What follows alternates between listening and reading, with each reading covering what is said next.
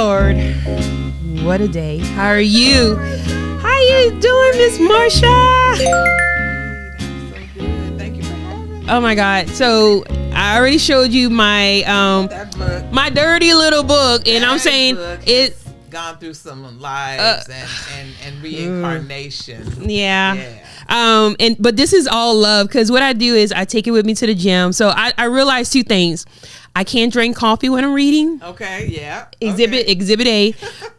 And I can't run the treadmill because it's hazard to my health. It will literally injure me. So yeah, and it would make you crazy dizzy too. Yeah, I mean, it looks cool when you're like running and reading, and then people are like, what's that? And then you tell them. But you know, if you miss one step, you fall. And I almost fell a couple of times. Like, that's the end of that. But let me tell you about the beginning of this. This is the first chapter, y'all. Marcia Williams Cromer, and I'm saying your name right? Marcia Williams Cromer. And called The Rancher in Stilettos. We met about a month ago, you would say? A little bit over a month? Yeah, it was back in last year, like December. Yeah, it was. Yeah, it was like a Christmas gathering. And, you know, one tall girl is going to recognize the other tall girl in a room. That's for show, because we're from the same not only planet but department store. Yes, we understand the pain of flooding pants. Yes, and short sleeves. You're welcome. We made it a style. Yeah, we're good. But I mean, it's not just our height that we were both attracted to. You know, we was like, oh my God, her personality was so infectious, and I was like, who are you? You know, and when she told me she was an author, then when she told me she had a podcast, that was it. Yes. And then instantly I did her podcast. Please check her out. And now she's here on my podcast. So guys, welcome Miss Marcia Williams Cromer. Yay, I'm so glad to be here. I know. I am so glad to be here with you today. Thank you so much. So tell everyone who you are, how you started the journey of being an author that I'm like instantly a fan of. Well, that book was a project that probably took 20 years to come to fruition. Probably 20 years before I started writing the series. Grew up on a ranch in Huntsville, Texas, and I go and hang out with my parents on the weekend. And it was right after work. I drove home. Right. My dad was on the tractor. And I get out of my car with my suit on from work and my heels, and I go running to Dad on the tractor. And I was, you know, how your feet go into the dirt and everything. Right. I was like, look, Dad, I'm the rancher in Stilettos. Wow. And I was like, oh, that's a good title. I've always been a writer, always. So, and then I'm also a marketing professional. Yes. So coming up with themes and titles and things like that is kind of, you know, right in my wheelhouse. Yeah. But the story itself did not get a chance to become a reality until COVID. Okay. So it's my COVID baby. You know what? If you didn't start anything during COVID, what were you doing? I know. Yeah, because I started this podcast during COVID. Yeah, so congratulations for starting this beautiful series. Yeah. And actually, I only meant to do one book. And gosh, you didn't. If my readers were like, oh, no, because I kind of ended it on a cliffhanger. I'm probably getting ahead of myself because you that's got okay. to that point yet. Yeah. But so I was kind of like getting into the process, right? And it wasn't quite as scary as the first time. Okay. So then the second book came along, right? And that book, I kind of knew already that there would be a third. Okay. And then after the third book, I decided what I'd do is do a prequel. So the main character is from Texas, has a background very similar to mine. And I felt like, because she was living in New York, that's how you're introduced to her. Right. The prequel kind of reintroduces how she got to New York. What that looked like, and how the first book starts out, she's getting a divorce and leaving New York. And moving back to Texas. Yeah. So I thought it made sense to kind of wrap it up in a bow and let people understand why, for one thing, she had such a close connection with a guy that's one of the main characters that she should not have. You know, it didn't look like a smart woman would have so much to do with this guy. Yeah. But I think the prequel answers that question really well. Guys, I know we're probably talking foreign to you, especially if you have not read the book. If you have, this is making a lot of sense. But so we're going to go ahead and tell you a little bit without giving away a lot of the juicy stuff, which it has, what the book is actually about. You want to give them just a little premises? Yeah, like absolutely. Overall, yeah. Yeah, so the series, The Rancher and Stilettos, is 3 books, actually. It's 4 books, but the prequel is The Rancher Before Stilettos. Love it. So it's a series. The book starts out with the main character deciding, you know, life has just really kind of kicked her around in New York. She has great friends there that have become family. Right. But, you know, she also has a longing to go back to her roots. Yeah. And be around there are 5 girlfriends that she grew up with. So there are 6 of them. They met in kindergarten. And for all of these years, they've been besties. Right. When I tell you 6 completely different personalities. 6 different funny. When you read it, you literally, and I haven't been reading as much in the past, so this is definitely getting me back on track. You see the characters in your head and you are laughing out loud. Yeah. Love it. Yeah. And I love that people find the book funny because there's some really hard places to read as well. And personal for the characters. Right, yeah. But I think when you start the book, it needs to ease you into these relationships. Yeah. And while it's a romance novel, the foundation of all of their relationships comes back to the 6 dreamers. They're in real life, I do have these friends. Love it. They're called the Dreamers, and so I put the Dreamers in the books. And it's so funny, before the first book came out, I sent them like an advance copy because I was like, they have to be in. They have to, you know, bless this project. Yeah. Because if they didn't, I wouldn't have put it out. I would not have, you know, obviously it's fiction. Right. You know, yeah. But, you know, you write about what you know. Right, exactly. And what really moved me was how we always support each other. I love how, you know, you introduce the characters almost like boom, boom, boom, boom, boom. Because 2 of them work at a hospital together, right? So you know who is tight with who. Right. And you understand can we say the names of the character? Or should we? Yeah. Okay, so we know that, you know. Charmaine is one of the characters that is very front and center in all the books. She is like by far my favorite character. I mean, and she's not even the main character, but she, you know how there's that sidekick, funny girl that's like outspoken. That's who Charmaine is. Like, but she's also the voice in Zayd's head.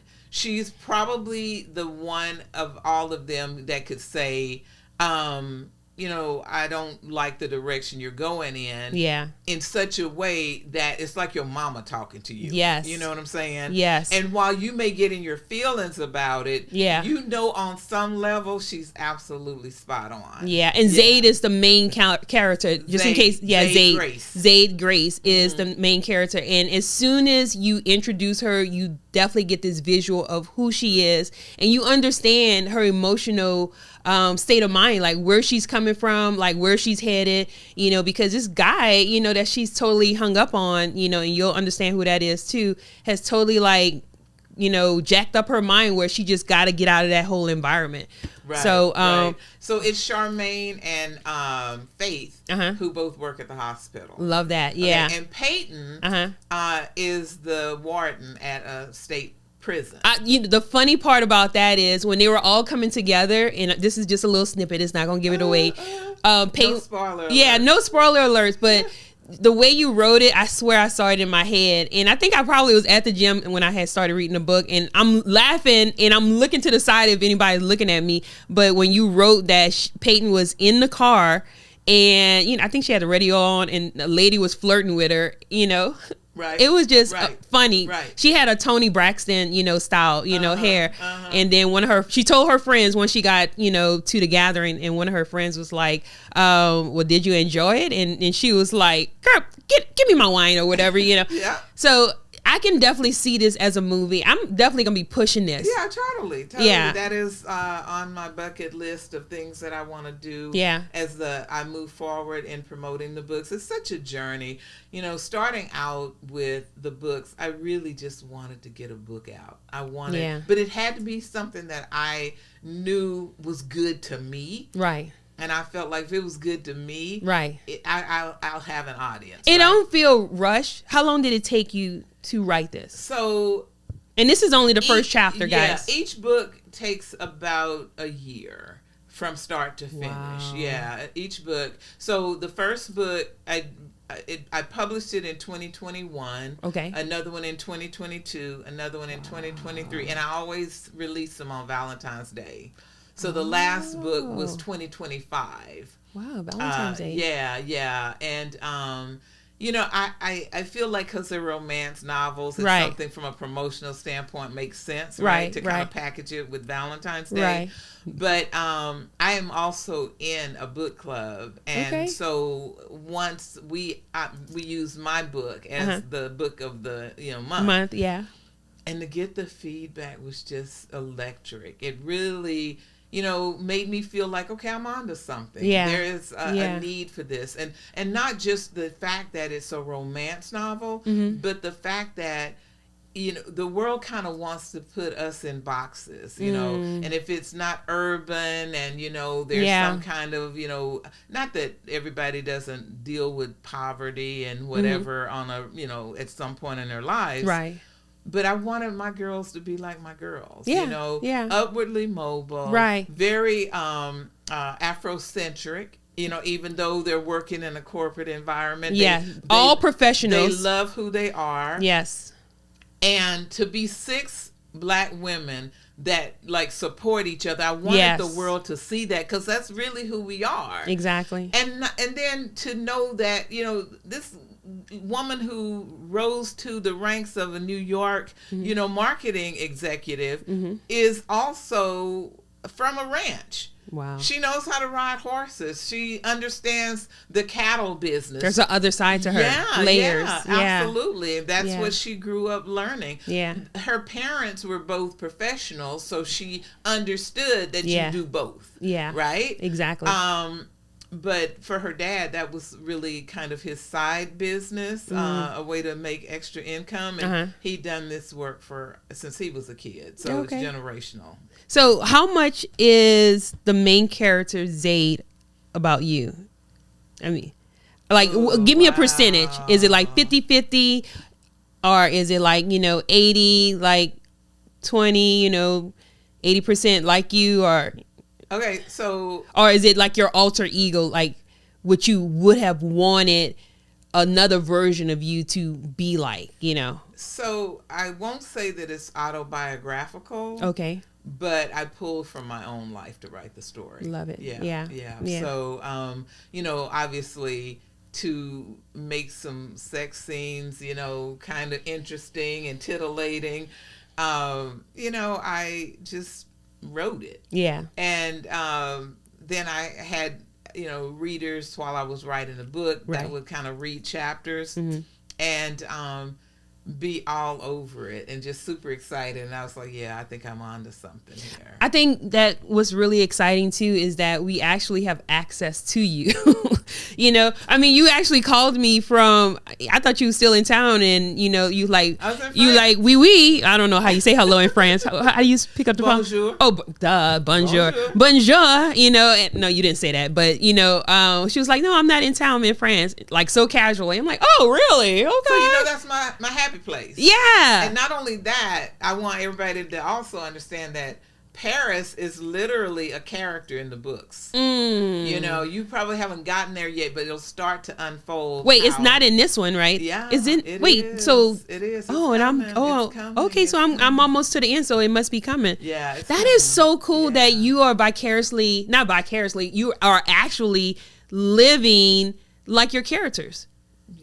Because this is the life you created for yourself. I kind of manifested all of this, right? Okay, tell us about that. Okay, so when I was maybe in junior high, okay, I started really getting into writers, Black writers. Okay. And recognizing that a lot of the Black writers from the Renaissance were not able to, and it wasn't just writers, it was artists as well. Right. Musicians, artists. Right. They found work in Paris. They were able to work in a freedom that they did not have in the United States. Okay, and I hate to ask why. Because of racism, and then when you know how good you are, and then you're relegated to going on stage and performing for folks and white folks, and then you've got to go through the kitchen to get out. You can't pass through the main room that you are actually performing in. Yeah. So there was opportunity in France. So a lot of them, and I can name a few more. James Baldwin, my favorite, of course. Louis Armstrong too. Louis Armstrong. Yeah. What was the lady that did Josephine Baker, Nina Simone? Wow. Yeah, lots of them.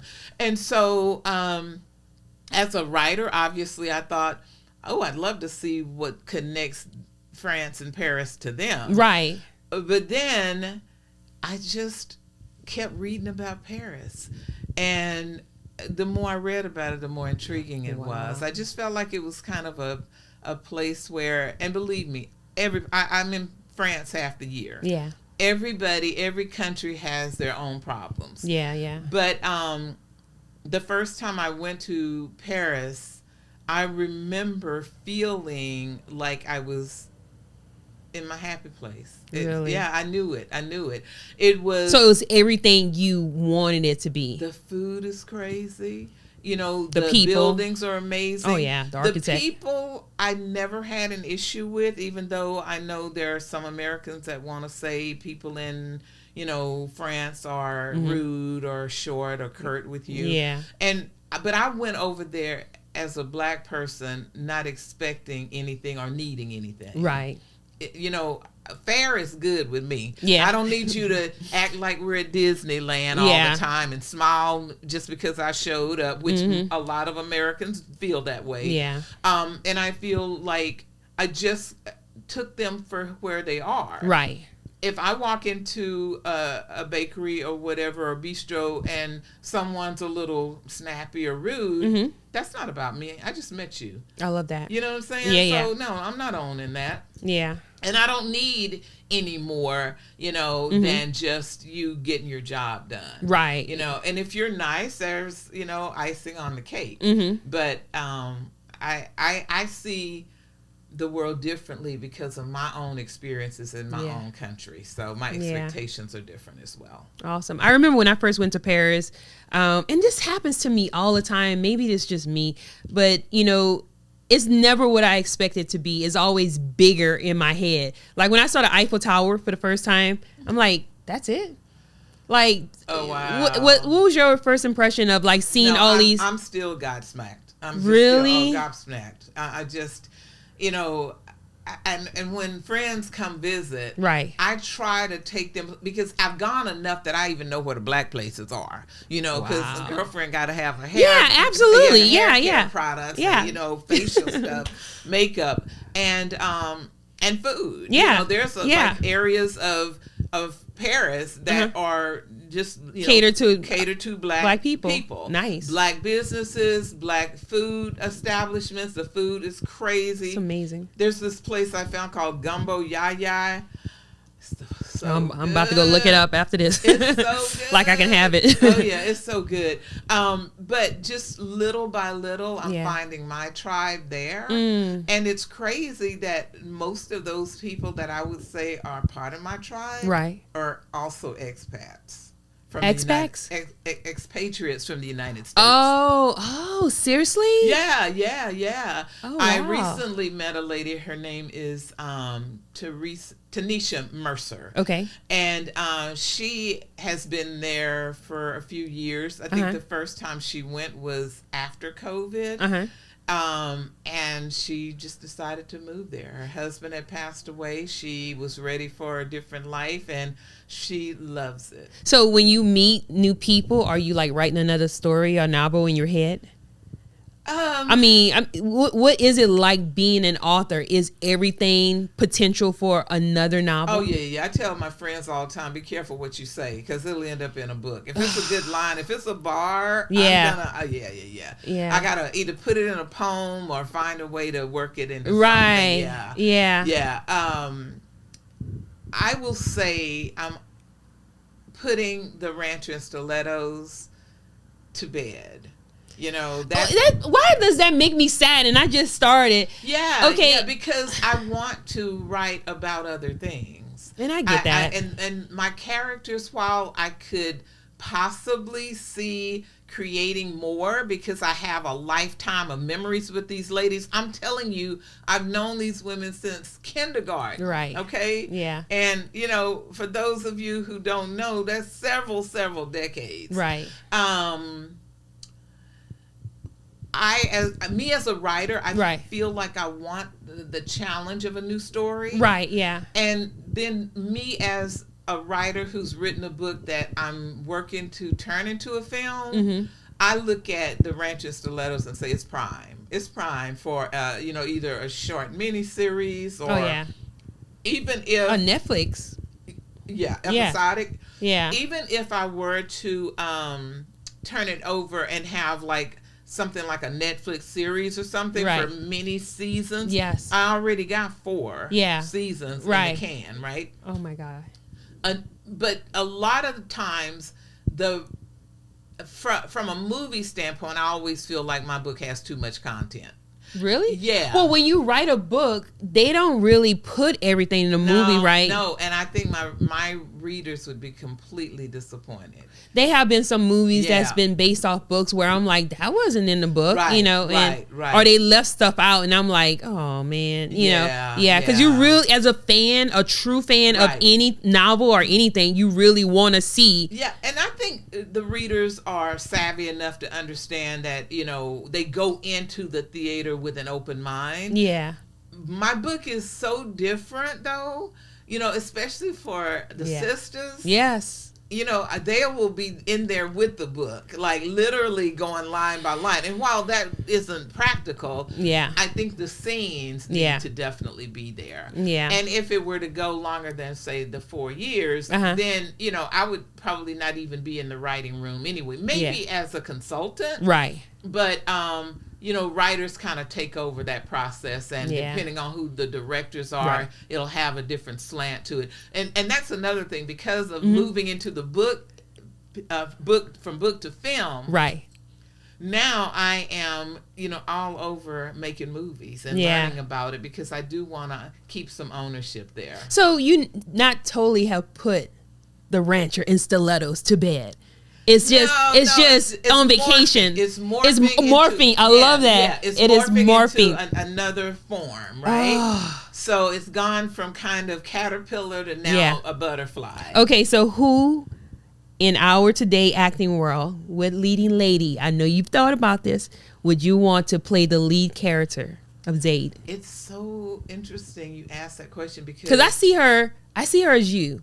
Very tall, statuous. Yeah, I could see that. Who are you thinking? Wow, is actually a local. Who? Claudia Jordan. Okay, I don't know her. I have to look her up. Can I show you a picture?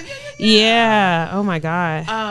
But you know, Jordan. When we were first kind of, oh my God, is that her?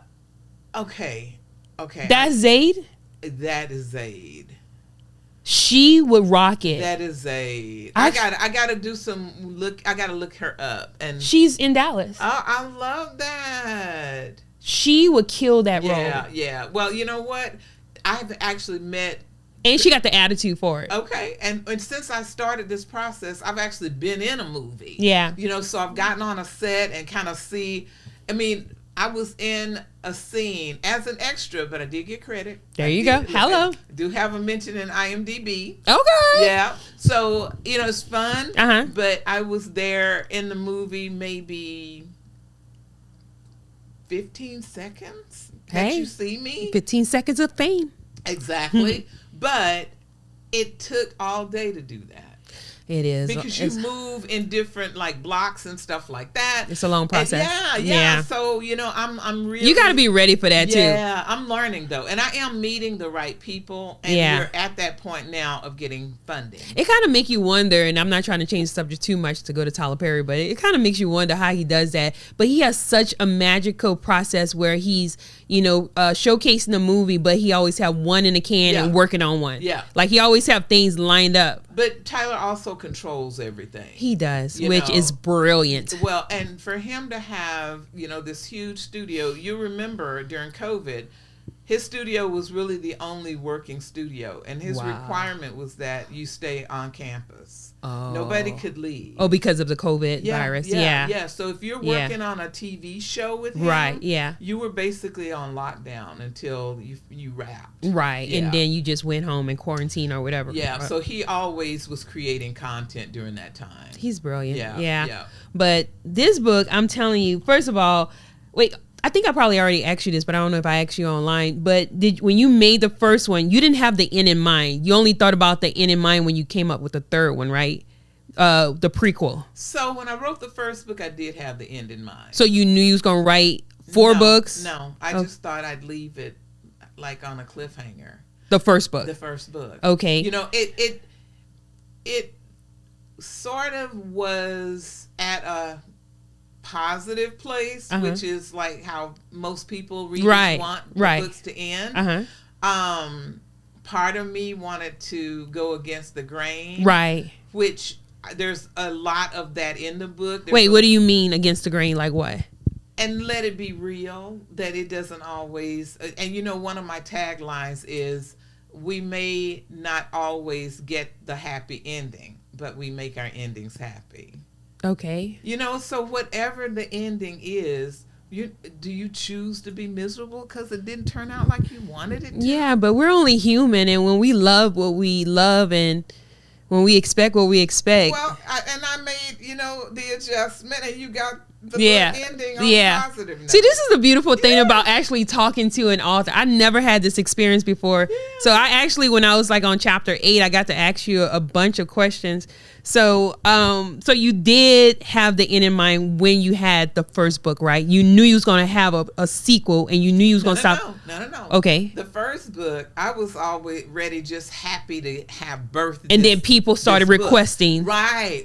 And then they were vocal about, you know, I love that. Not being happy with the ending, and it's, you know, it was so good, that they just knew it had to be more, and they love the characters, and so you get invested in these characters. I've had people literally go off on me for mistreating. I mean, who else better to go off on than the author of the book, the God, you know? And but I'm like, remember, you know, it's fiction. Yeah, I know. You know, I wrote this story. But don't you just love that? You know, that's passionate love. It creates dialogue, and it also gives me a sense that I'm sharing what I actually had in my head with more people than me. Yes. You know, and when they reflect that approval of the book back at me, you know, I kind of felt an obligation, you know, to not just shut it down, especially when I kind of already knew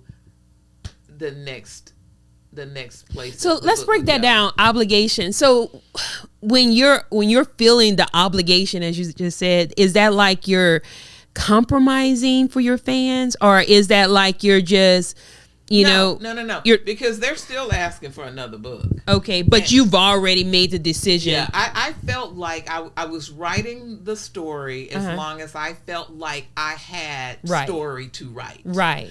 And it's not to say that I couldn't come up with another book for these characters. I think I got the meat. Right. I got the meat of the story. Okay. And so now, it can kind of morph into something else. Okay.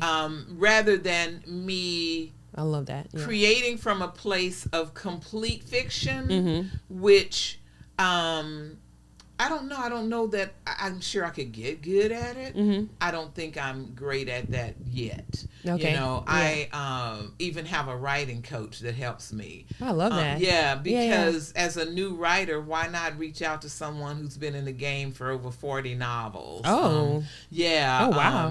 My writing coach is Brian W. Smith. And if, your most readers will know him if they're avid readers, especially Black readers. Oh, wow. Okay, so I'm sorry, I got to go back. I'm just trying to understand the process. You said it was just going to be the first one. You kind of had like a cliffhanger or something like that.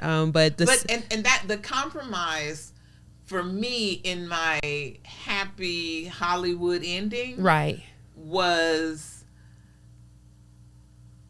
where I wanted the story to end. It was a split up, a breakup. Yeah. And I felt like that was the reality of where that relationship was going. Okay. But then as I'm having the first round of people read it and they're like, oh, they should do this and you should do that. So they kind of got in my ear. Right. But having said that, I guess the compromise for me was leaving it on a cliffhanger so that you really want to know what happens next. Right. And then I got excited. Which you should. I mean, I think that's a part of good writing to make people want more. Right. I mean, they do it with series. Why not do it in a book? Right. Okay, so second book came because the fans wanted more. All right. And then did you start planning out the third and the fourth, or you had planned to just keep it at the second at that point? What is the frame of mind? I was half and half. You was half. Okay. I kind of felt like if I did one more or two, I needed to do three because that would be a series. Okay. Right? All right. And so I felt like I had enough, dialogue and creativity around the characters at that point. Then, as people were asking for even more, on the characters of the story, I decided to pivot and make it a prequel. So you get a chance. See, that's what I love. That's what I'm trying to get at, because I love the idea of having a prequel for the fourth one. I love any movie that actually goes back before all it's like, like the Wizard of Oz or like Wicked. Right. Right. Like that's fascinating how you can just. That can be that's tricky because, it can really go over well or it can fail miserably. And I had that same, thought that if it is a prequel, it has to be almost better than the first three books. And that is the book that became a bestseller. Who idea was it? Was it your writing coach? Was it the fans? It was my you. idea. Okay, so with the fans, with encouragement from the fans asking me for the book, the fans, wanting more. Right. And rather than trying to expound on a story that I felt like had been told. Right. I thought, well, I will go back and let them see one, why she's connected to some of these characters. So you can start connecting the dots, because for her to be this smart, powerful woman in business, right. She was making some kind of crazy, choices and decisions. Right. And I felt like it was smart to, she starts out with the first book getting a divorce. Yeah. How did she meet her husband? Who was her husband? Right. So it was a lot of story to tell from the New York vantage point. Okay, so I'm not a writer, of course. So when you decide to write a prequel, are you starting at a particular time and then leading it up? And so the end of the prequel is the beginning of the first chapter? That's what you said? That's interesting. Okay, so the beginning of the prequel is actually her making the decision to fly to New York. She's gotten the job. She shows up and she's basically, just waiting for the first day of work to start. In New York. She goes to a bar and this is just high level stuff. and happens to meet this guy at the bar. Wow. And it turns out that when she goes to work the next day, the guy works at her job. Okay. So they actually run into each other. And she did mention that in the book. Yeah. So, yeah. Okay, so let me get this right. And once again, guys, if this is confusing to you and you like this conversation, stop right now, in all respect. Go read the book and then come back, and a lot of this is going to make sense. So going back to the beginning of this book, this is something I was kind of confused about, and maybe I need to just go read it again. She was married. Yep. And so I'm expecting that to be in the prequel, because we don't talk a lot about that. No. It's going to be, I'm excited as a fan. Yeah, it's in the prequel. Because I was wondering, I was like, okay, you giving me a lot to process right here, because she's married, but she's getting out of another relationship, and he's a problem, for her. So that's why she's leaving. Okay. So I guess I don't have a question. When you get to a point in your life where doors are closing, it can be physical doors, it can be emotional doors, whatever. And I think she was at that point where, and there's a piece that's also in the prequel that I will not share. Yeah. But it also was one of the factors. There was a tragedy that happens, and it's one of the factors that helped her in the decision to move back to Texas to be with her friends and her family. Oh, okay. All right. Do it talks about her age or anything like that? Because I don't think She's like in her mid-30s. Okay. Yeah. You may have mentioned it, but I may have overlooked it or forgot. Yeah. But they're all in their mid-30s. Okay. So are all the books called The Rancher and Stilettos, or do it have like a subtitle underneath? So if you look at the bottom of the book, it says which part it is. A novel, part 1. Yep, and that's what all the books say. Whatever the book is at the bottom, it'll say and then the other one, a novel, part 2. Okay, and they're all in different colors, right? Yes, okay, cool. Yes. All right, so what kind of child were you? I mean, can you talk a little bit, because just in case there's anyone who's watching who's fascinated by this conversation like I am, I've never been a avid reader, but I love books. I'm an artist. That's who I am. I see shapes and colors. Yep. I've always said that. I never see letters and numbers. What kind of child were you that makes all this make sense? Wow. Because I know anything that happens in our childhood has to lead up to who we are as an adult. So I would say my parents were somewhat conservative. Or you're not the only child? No, I'm the baby of 3. The baby. Okay. And so, we had a really tight-knit community. Everybody raised you. If you were out there acting foul and somebody saw it, my parents knew about it before I got home. Wow. So, and because it was such a small community, everybody's kids were everybody's kids. Church, we shared, we went to each other's churches, all of that. Right. What I will say is I was a free spirit, definitely, and probably, and then still am. Love it. But the coolest thing is for my parents to have to raise a child like me. Yeah. I appreciate them more every day. Because I was just bringing strange people home because I thought they were nice, and they're sitting at the table. Wow. And my parents are looking at each other, but they never told me not to do it. I loved every kind of music. I mean, and Elton John, one of my faves. I love Elton too. And I'm sure they thought at the point I'm putting Elton John posters on my wall. They're like, okay, this one's different.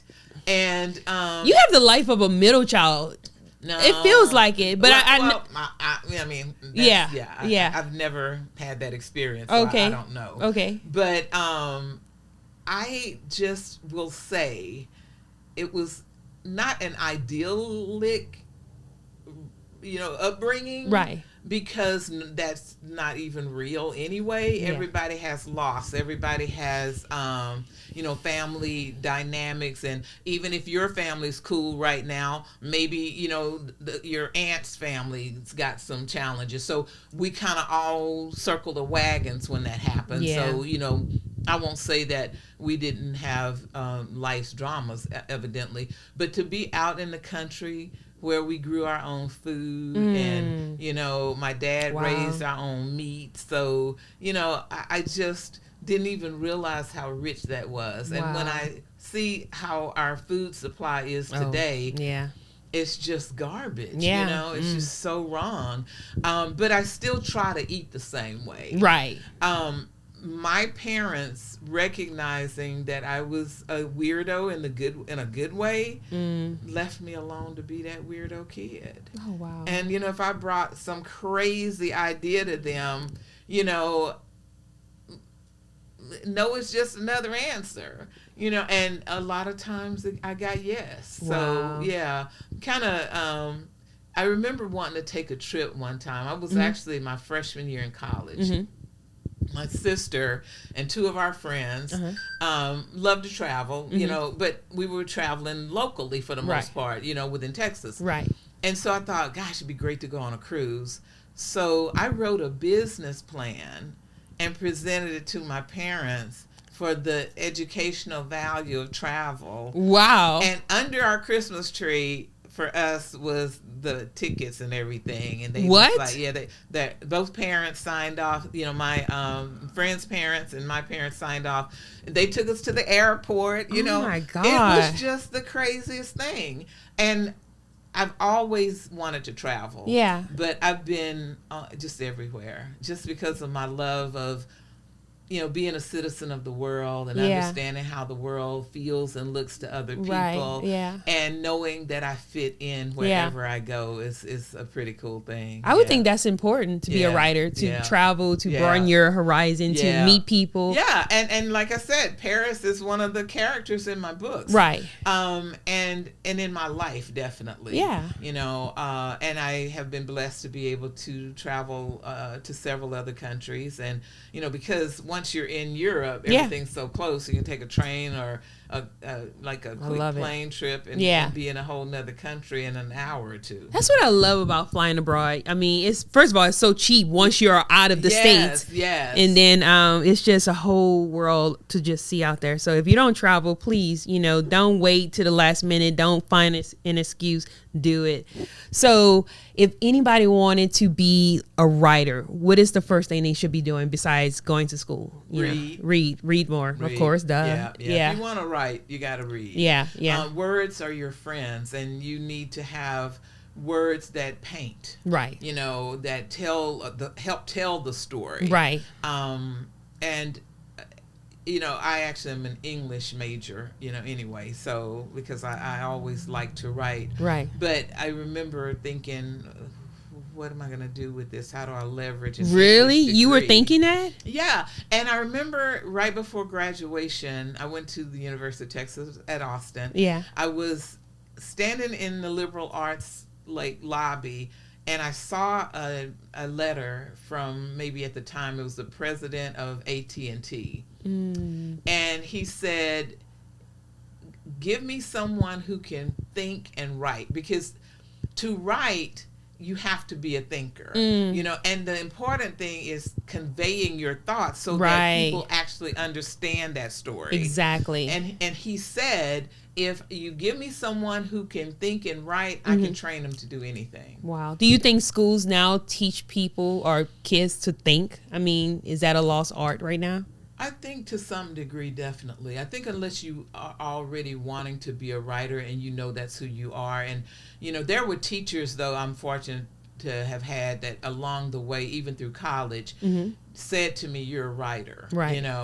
And, I kind of felt that way, but to have it validated, right? Know that. Were you taking them serious, or okay? I was published in some of the college publications. Yeah, so that was pretty exciting. Yeah, and kind of encouraging. Right. But the direction I ended up going to was marketing. Okay. Yeah, PR and marketing, because I think now we throw around the word storyteller and being a storyteller, but I've always been that. Yeah. And from now on a global level, right, which is truly exciting. Yeah. But I think when you can tell a story that matters to you, and if I'm writing and I'm crying, I'm on the right track.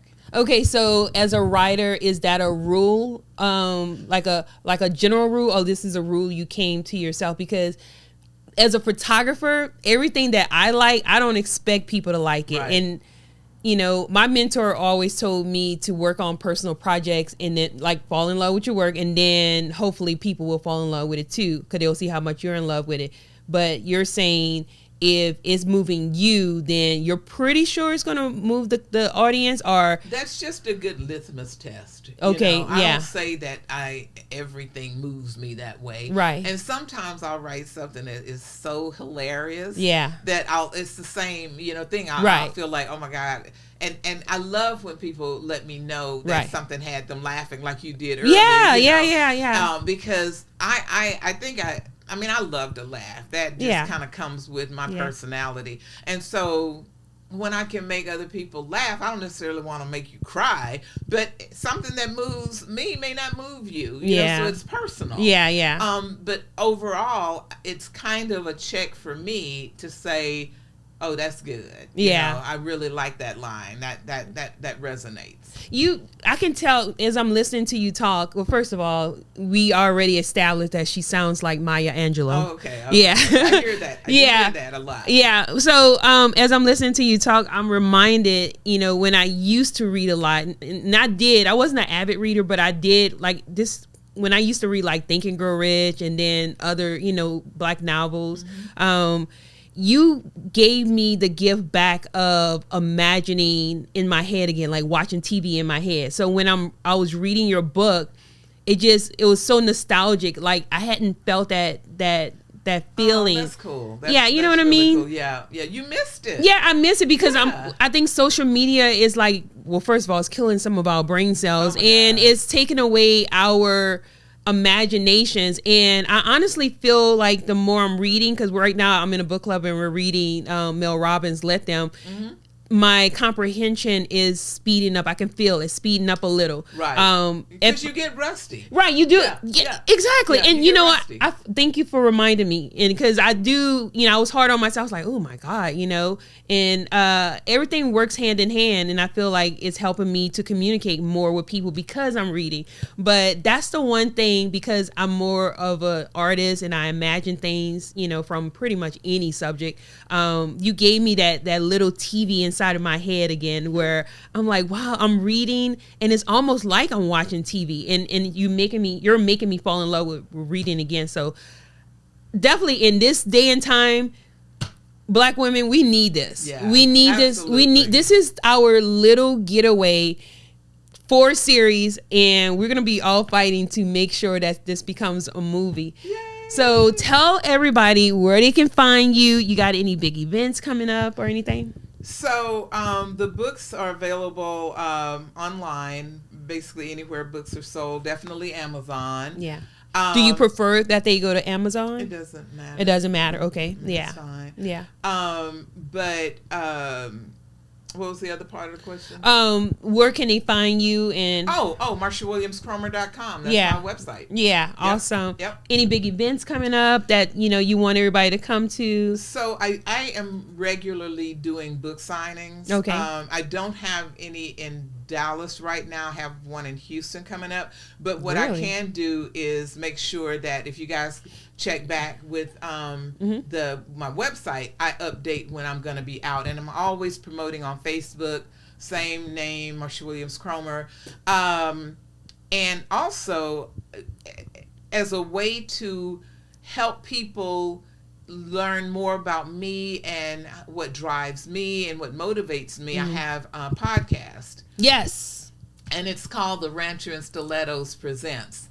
And I have a couple of shows under that. It's Cocktails and Conversations. That's the main one. Okay. Where I interview folks who are not just readers, but who are innovators, who are entrepreneurs, yes, who are creatives as well. Okay. Because especially during this time that we're living in, I really feel that it's important for us to create our way through it. Exactly. Create our way through it. Because everything passes at some point, and it may not even look like we want it to at the other end of it, but you will have something that you can hold and look at and say, during this tough time that I was going through, I was able to, COVID. Yes. Okay. And literally, I've been wanting to write this story for years, decades even. And when COVID happened, I felt like God was saying, I don't know what else I can do. Yeah. I shut the world down for you. I wanted to be in the streets, and I'm traveling. I want to be going somewhere. Yeah.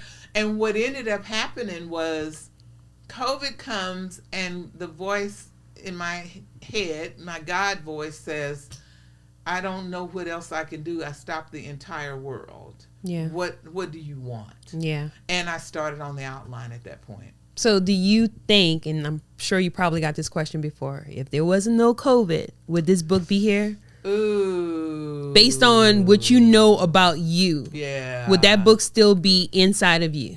I don't know that I would have had the, not courage, but felt like I had the freedom. Yeah. Because there's so much other stuff going on.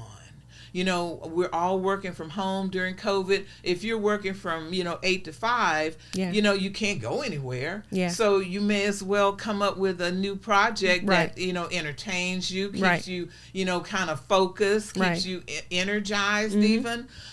So the book kind of saved me. Yeah. It was my project that kept me going through a time that, both my parents have passed. And I remember thinking, I would have gone home. I would have just worked from their house. Yeah. Because I can't imagine them, and even them having to see a time where we couldn't touch each other. Yeah. We couldn't hug, it was just like, just kind of a invisible barrier that was Right. created to keep you safe. Right. And then, with the numbers of Black folks that were dying from, COVID, it was pretty much a lot of tension at that point. Wow. Well, I was gonna end the show, and I know you got a busy day ahead of you. It's still pretty early, so guys, thank you so much for watching another show of Always TamCam with the amazing Marcia Williams Cromer. Make sure you pick up her book. It is amazing. You will not regret the first chapter. I'm about to order the second chapter. So maybe I can have her back on the show, or maybe we'll do a Zoom, whatever, is most convenient for her. And we'll see you on the next episode. Thank you, guys.